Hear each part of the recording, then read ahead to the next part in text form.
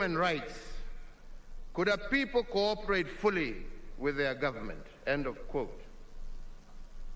But fellow Kenyans, freedom and human rights to be realized, the paradox of choices must be resolved. 3, they reveal the paradox when they emphasize that self-rule is the granting of opportunities, but accompanied by the burden of choice. Every opportunity in the exercise of freedoms and self-rule must be tempered by the consequence of choice. Every right granted must have a corresponding responsibility, and those who enjoy opportunities but neglect the burden of choice cannot be said to be truly free. This paradox of choices and freedoms applies to both individuals as well as institutions. Fellow Kenyans, based on some of these teachings, I believe we have built one of the most robust democracies in Africa. The fields of individual freedoms have expanded, and citizen participation has become emboldened. Our independent institutions have also occupied their rightful positions, and all of this because of the 2010 Constitution. And as I have said in the past, ours is probably one of the most progressive constitutions in the continent and indeed the world. However, since the 2010 Constitution expanded our individual fields of freedom, it also expanded the burden of the choices we make. Even our founding fathers urged the liberated patriots to shift from the status of being subjects to that of citizens when their fields of freedom were expanded.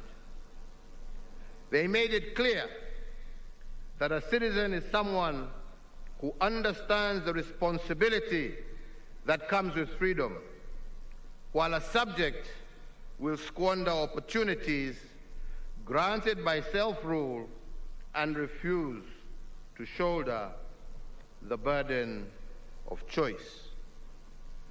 Similarly, I believe the framers of the 2010 Constitution did not envision a situation where expanded fields of rights resulted in diminished responsibility by citizens and institutions. They saw a balance between freedoms and the consequences of choice. But this balance is probably most challenged by the growth of our independent institutions. Their growth has stretched our democratic boundaries to the limit, but it has not cracked them. It has bent the will of the people, but it has not broken it. In fact, any other African country experiencing the political turns and twists that we have experienced in the search of greater perfection in our nationhood, I believe would have burst asunder, and we have seen many such examples across our land and continent. From the nullification of a presidential election in 2017 to an attempt to stop the will of the people as expressed through the BBI, the judiciary has indeed tested our constitutional limits. While I stand by the rule of law, and I will always obey the decisions of the courts, I am also compelled by my position to heed the sovereign and supreme voice of the people of Kenya. And that is why our national conversation today must focus on the consequences of choice.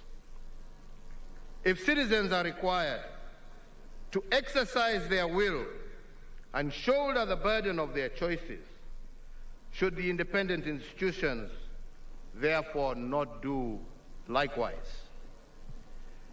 In the field of independence, we have expanded the independence in the judiciary. But how should they expand their field of their responsibility and respond to the summons of nationhood? Shouldn't their decisions also be accompanied by the burden of choice? These are the questions of our national conversation, and we should objectively ponder them. And here I must be frank and ask what I believe to be legitimate questions. It is a fact that we were losing close to 1 billion shillings every working hour for the 123 days we held the 2017 election. The question the national conversation should therefore ask is who carried the burden of this choice? Was it the judiciary or the people? The truth of the matter is that it was the people who carried the burden of the choice. Development programs meant to make a difference in the lives of people had to be shelved. The second is that as a consequence of 2017, we initiated, together with millions of Kenyans, the BBI process that was meant to build bridges and create inclusive politics and end ethnic majoritarianism. If the court had subjected its decision to stop BBI to a cost-benefit analysis, in other words, if it had considered the burden of choice, then there are questions the judiciary would have asked. If we indeed were at a constitutional moment, is a decision against BBI a decision in support of the status quo? If BBI were to be stopped, who carries the burden of choice?